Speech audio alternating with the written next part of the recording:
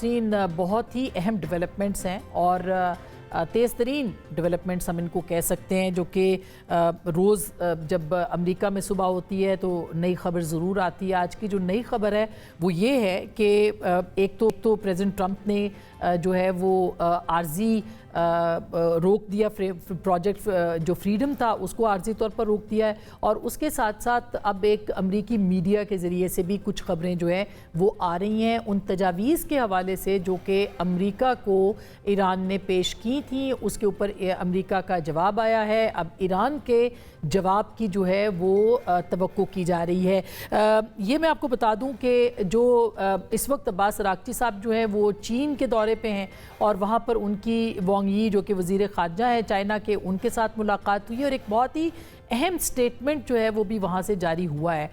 थोड़ी देर पहले भी उन्होंने जो स्टेटमेंट दिया उसके अंदर भी उन्होंने एक रीजनल कॉन्ट्रैक्ट की बात की है, और ये भी याद रहे कि चाइना ने आज जो फौरी जंगबंदी है उसके ऊपर ज़ोर दिया है और ये कहा है कि फौरी तौर पर जो मुस्तकिल जंगबंदी है वो होनी चाहिए, और साथ ही साथ मुज़ाकरात की जो अहमियत है उसके हवाले से भी चाइना ने जो है वो बात की है। दूसरी जानिब जो रीजनल फ्रेमवर्क है ये इसके ऊपर भी जो अब्बास अरागची साहब ने अब से थोड़ी देर पहले बताया, उन्होंने कहा जी 4 नुकात जो हैं वो तजवीज़ के तौर पर चाइना ने पेश किए हैं। यानी अगर आप ये कहें कि चाइना एक भरपूर तरीके से इस मामले के अंदर जो है वो अब ना सिर्फ दाखिल हो गया है बल्कि उनके जो 4 नुकात हैं उनका इशारा भी अब्बास अरागची साहब ने किया है। उन्होंने ये भी कहा है कि रीजनल जो फ्रेमवर्क है उसके हवाले से भी, उसके सिक्योरिटी और इंतज़ाम के हवाले से भी बात होगी। ये याद रहे कि उनकी मौजूदगी जो कि इस वक्त चीन में है, इसी दौरान उनकी बात हुई है अब्बास अरागची साहब की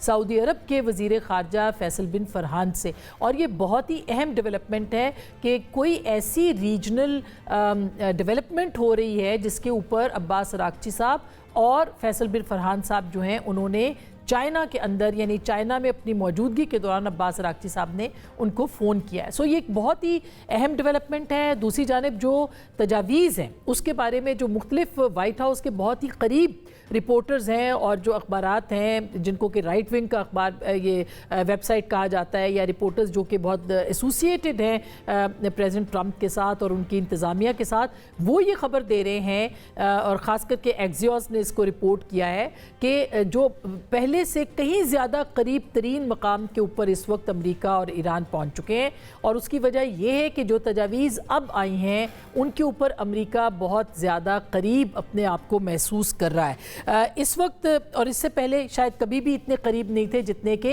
इन तजावीज़ के बाद हैं। जो वाया मीडिया ख़बरें आई हैं उसके अंदर जंग के ख़ात्मे के हवाले से MOU पर दस्तखत की बात हो रही है, एक मेमोरेंडम ऑफ अंडरस्टैंडिंग, यानी कि एक यादाश्त जो है उसके ऊपर पहले मरहले में दस्तखत किए जाएंगे जिसमें कि जंग बंदी के हवाले से बात की गई है। 30 दिन की मोहलत जो है वो उसके अंदर इस्लामाबाद या जनीवा के अंदर जो है वो तफसीली मुज़ाकरात होंगे एक सफ़े के कि उन तजावीज़ के ऊपर जिनके ऊपर अब प्रेसिडेंट ट्रंप की तरफ से या उनके जो वहाँ जो ख़बरें आ रही हैं कि वो इसके ऊपर काफ़ी ज़्यादा रजामंद नज़र आते हैं। आबनाए हुर्मुज़ को 30 रोज़ के मुद्दत के दौरान ईरान की जानिब से जहाज़रानी पर जो पाबंदियाँ हैं वो भी उठाई जाएंगी, और अमरीका का जो बहरी मुहासरा है वो भी बतदरीज ख़त्म किया जाएगा। एटमी प्रोग्राम पर पाबंदी, ईरान ने 5 साल की पाबंदी तजवीज़ की है, जबकि ईरान की इस तजवीज़ के ऊपर अमरीका ने 20 साल कहा था। अब ईरान 12 से 15 साल तक यूरेनियम की अफजूदगी को रोकने पर गौर कर रहा है। ये इत्तलात आई हैं, अभी तक जाहिर है कि इसकी तस्दीक जो है वो वाइट हाउस ने नहीं की, मगर ये इत्तलात हैं। इसी तरह से ईरान से जो यूरेनियम की मुंतकली है उसके हवाले से भी कहा जा रहा है कि ईरान आमादा है कि उसको किसी दूसरे मुल्क के अंदर जो है वो मुंतकिल कर दिया जाए। ये बहुत ही अहम मामलात हैं। इसके बदले में ईरान को क्या मिलेगा? उनके जो मुंजमद अरबों डॉलर के तकरीबन 100 बिलियन डॉलर्स के जो असासे हैं वो मुंजमद है, वो बहाल किए जाएंगे, और जो पाबंदियां हैं उनको भी बतदरीज उसमें कमी जो है वो लाई जाएगी। अब इसके ऊपर ईरान का बाकायदा जो जवाब है वो नहीं आया, ताहम जो उनकी वजारत ख़ारजा है उन्होंने ये कहा है कि ईरान अमरीकी तजावीज़ का जायज़ा ले रहा है और पाकिस्तान को आगाह करेगा इसके हवाले से जो भी ईरान की तजावीज़ होंगी इन کے اوپر جس کے اوپر امریکہ اب رضامند ہو چکا ہے. دوسری جانب ٹرمپ صاحب نے ایک مرتبہ پھر دھمکی بھی لگا دی ہے. انہوں نے کہا کہ اگر ایگریمنٹ نہ ہوا تو پھر ہم جو ہے وہ حملہ کریں گے. یہ بھی یاد رہے کہ چین کا دورہ بھی شروع ہونے والا ہے پریزیڈنٹ ٹرمپ کا, اور اس بات کے اوپر بھی بہت تبصرے ہو رہے ہیں کہ ہو سکتا ہے کہ پریزیڈنٹ ٹرمپ جو ہیں وہ جانے سے پہلے, چین جانے سے پہلے اس معاہدے پر دستخط کریں اور ان کے اسلام آباد آنے کے بھی امکانات ہو سکتے ہیں. اس کے اوپر اب بات کرتے ہیں کیا ہوگا کیا نہیں ہوگا.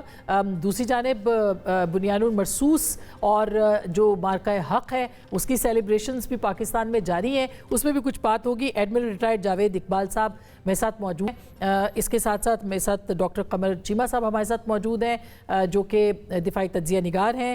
جوہر سلیم صاحب سابق سفیر پاکستان کے اور سیکرٹری خارجہ رہے ہیں, وہ بھی ہمارے ساتھ موجود ہوں گے. سب سے پہلے ڈاکٹر قمر چیمہ صاحب میں آپ کے پاس آنا چاہتی ہوں. یہ بتائیے گا کہ اس وقت جو تجاویز آپ نے پڑھی ہیں, جو صورتحال ہے, آپ کو کیا لگتا ہے امکانات کیا ہیں؟ ایک تو فوری جنگ بندی کی پہلی شق پہ آپ آ جائیے, کیا یہ ممکن ہے کہ فوری جنگ بندی ہو جائے, اور کیا یہ ممکن ہے کہ جو چین نے 4 تجاویز دی ہیں وہ بھی اسی سے متعلق ہوں؟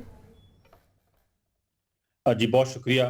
دیکھیے پہلی بات تو یہ ہے کہ یہ امریکی صدر ڈونلڈ ٹرمپ کو پتہ چل گیا تھا کہ یہ ایک انونیبل وار ہے, یہ اس کو جیت نہیں سکتے اور نہ ہی وہ اپنی مرضی کی ڈیل لے سکتے ہیں. یہ دونوں چیزیں جو ہے ان کے سامنے آئی ہیں.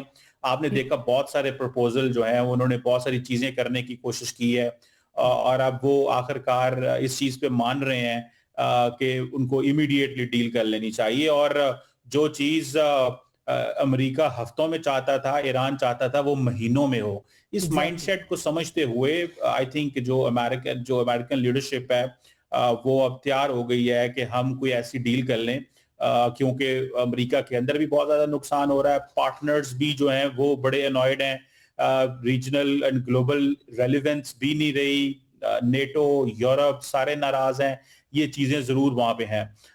دوسری طرف ظاہری بات ہے ایران بھی یہ سمجھتا ہے کہ, اور یہ بڑی اچھی اسٹریٹجی ہے میرے خیال سے ایران کی, اور وہ کہ کیونکہ ایران کے تعلقات جو ریجن کے ساتھ خراب ہوئے اس جنگ کی وجہ سے, تو وہ سمجھتے ہیں کہ ہمیں اوپن اپ بھی اسی دوران ہونا چاہیے. جیسے یہ ڈیل کنکلوڈ ہو, جیسے امریکہ کے ساتھ جیسے یہ ایک MOU کی بات ہو رہی ہے, اسی دوران وہ چاہتے ہیں کہ ریجن کے ساتھ GCC کے ساتھ بھی ڈیل ہو. اسی لیے وہ سعودیز کے ساتھ بھی انگیج کر رہے ہیں.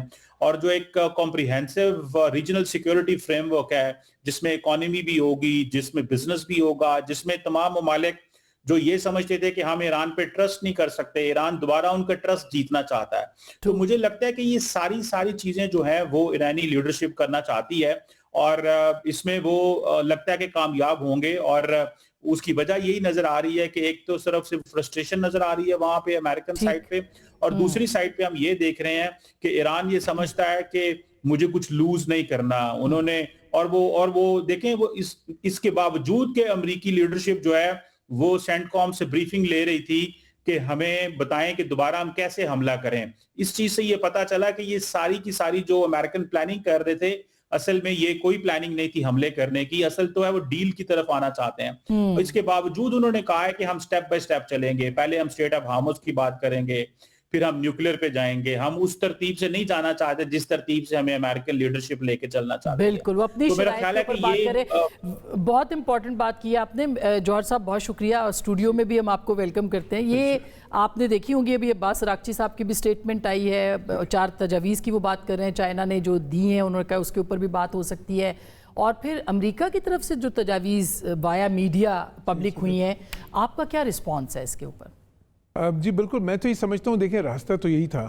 بلکہ جس وقت اسلام آباد ٹاکس بھی ہوئی تھیں تو میں نے اس وقت بھی کہا تھا کہ دیکھیں جو پاسبل ہے وہ ہے کہ کوئی فریم ورک اگریمنٹ ہو جائے یا فریم ورک انڈرسٹینڈنگ ہو جائے, اور پھر باقی بہت سے ایسے مسائل ہیں جس پہ بڑی لمبی نیگوشیشنز کی ضرورت پڑے گی, جس طرح نیوکلیر ایشو بھی ہے, تو وہی صحیح راستہ ہوگا. اور اب دیکھیں ایونچولی ظاہر ہے کہ امریکنز نے بھی کوشش کر لی اپنی کہ جی ٹھیک ہے, وہ بہت زیادہ ایمفیسس دیا کہ نیوکلیر ایشو پہلے ریزالو کریں, لیکن ایونچولی اسی طرف آنا پڑا سب کو, کیونکہ ایسی جنگوں کے بعد راستہ وہی ہوتا ہے. اب دیکھیں چائنا کا, اور میں نے یہ بھی کہا تھا کہ چین کا رول آنے والے دنوں میں بہت اہم ہوگا. جی بالکل, کیونکہ چین کو سب سے زیادہ لیوریج ہے دنیا میں, اگر کسی کو ہے ایران پہ اس طرح کی لیوریج تو وہ چین کو ہے. 90% تیل بھی ان کا وہ لیتے ہیں, उनके साथ $400-500 बिलियन का एक एग्रीमेंट उन्होंने साइन किया है जिसमें इन्वेस्टमेंट होगी आने वाले बहुत से सालों में, उनकी मुश्तरका इन्वेस्टमेंट। फिर एक स्ट्रेटेजिक पार्टनरशिप है। फिर उसके बाद देखिए उनकी जो डिफेंस इंडस्ट्री है ईरान की, वो ज़्यादातर चीन की जो सपोर्टेड जो इंडस्ट्रियल पावर है उस पर खड़ी है। जो बेशक अगर उनके जो एलॉयज़ हैं जिस पे वो मिसाइल्स बनते हैं या ड्रोन्स या इलेक्ट्रॉनिक इक्विपमेंट है, यहाँ तक कि फ्यूल जो है उसके भी जो केमिकल्स हैं वो भी चीन से आते हैं। फिर इस जंग में इसमें जो है ना बहुत से क्राइन ये भी हैं कि चीन और रूस की तरफ से उनको जो है ना कोई इंटेलिजेंस कॉपरेशन भी रूस की तरफ से खसूसन कहा जा रहा है मिल रही थी। तो उस लिहाज से ज़ाहिर है इसमें एक एलिमेंट वो भी था जो एक प्रॉक्सी वॉर का एलिमेंट होता है। तो मैं ये समझता हूँ कि देखें जो है ना दोनों साइड्स के लिए एक तो विक्ट्री किसी साइड को डिक्लेयर करने की वो जो है ना वो ज़रूरत नहीं थी, क्योंकि उससे फिर बदगुमानियाँ पैदा होती हैं। दोनों के अपने होम ऑडियंस हैं। विक्ट्री जो होगी वो सिर्फ अमन की हो सकती है। इसमें गिव एंड टेक दोनों को करना पड़ेगा। जो है चीन की तजावीज़ हमेशा बहुत अच्छी होती हैं, और देखें वो चीन एक रास्ता मुतय्यन करता है हमेशा। वो आपको ये नहीं बताता कि आप ये करें, वो कभी ना कभी वो डिक्टेट करना चाहते हैं, ना कभी वो आपको जो है ना ज़्यादा प्रेशराइज करते हैं। सब इसके ऊपर सॉरी आपको इंटरप्ट कर रही हूँ, मगर इस दौरान एक और बड़ी डेवलपमेंट हुई है, वो आपकी नज़र से गुजरी होगी कि चाइना में ही अब्बास अरागची साहब की फैसल बिन फरहान साहब से भी बात हुई है जो सऊदी वजीर खारजा है। बिल्कुल वो तो अहम ये है। और इलाकाई ताउन की भी वो बात कर रहे हैं, स्ट्रेटेजिक पार्टनरशिप की भी बात कर रहे हैं। बिल्कुल देखिए, बिल्कुल आपको याद होगा कि चीन ने तो रेप्रोचमान कराई थी ईरान की और सऊदी की, बहुत सालों के बाद बहुत ही हॉस्टिलिटी थी। बल्कि बहुत से लोग तो कहते थे कि एक जो है ना उनकी आपस में प्रॉक्सी वॉर चल रही थी जो दूसरे मुल्कों में जो है ना मुख्तलिफ तरीक़ों से उसको ख़त्म किया। मैं समझता हूँ कि देखें अगर मशरिक़ वस्ता में अगर वहाँ पे अमन कायम होना है तो सऊदी अरब और ईरान के दरमियान अच्छे ताल्लुकात जो है ना वो उसका बुनियादी ईंट होगी उसकी। और चीन जो है ना, देखें चीन का स्ट्रेटेजिक विजन हमेशा एक तो बड़े दूरस होता है उनका, जो है ना लॉन्ग टर्म सोचता है चीन। और चीन जो है ना उनकी सोच हमेशा वो उस तरफ नहीं जाती कि जी मिलिट्री मीन्स बहुत ज़्यादा इस्तेमाल किए जाएँ। वो स्ट्रेटेजिक सोचते हैं, वो जो जियो इकनॉमिकली सोचते हैं। और मैं समझता हूँ कि बिल्कुल बहुत ज़रूरी है, क्योंकि अभी देखें ये अब मैं तो समझता हूँ बहुत अफसोस की बात है कि इस जंग में जो अभी हुई है उसमें 85% जो ईरान की तरफ से भी जो मिसाइल्स और ड्रोन्स दागे गए वो कहाँ पे दागे गए? वो खलीजी ममालिक में। अब वो सिचुएशन क्यों आई जो है, चलें जो भी उसकी वजूहात इजराइल ने शुरू की और आखिर में, लेकिन अभी तो जंग में नुकसान तो दोनों तरफ मुसलमान मुल्कों का हो रहा था। और इसलिए मैं समझता हूँ कि दोनों तरफ ये कोशिश होनी चाहिए कि इस जंग के बाद जो वहाँ पे एक जियो स्ट्रेटेजिक जो है ना एक आर्किटेक्चर बने, बिल्कुल उसमें एक ऐसी सिचुएशन क्रिएट हो जो विन विन सिचुएशन हो, जिसमें ज़्यादा कनेक्टिविटी की तरफ बात जाए ज़्यादा। और देखें ये दोनों बहुत बड़ी तो जो है ना अगर तेल और गैस के हवाले से देखें तो दोनों बहुत ही अहम मुल्क हैं, बेशक वो सऊदी हो ये बड़ा इंपॉर्टेंट, इस पे भी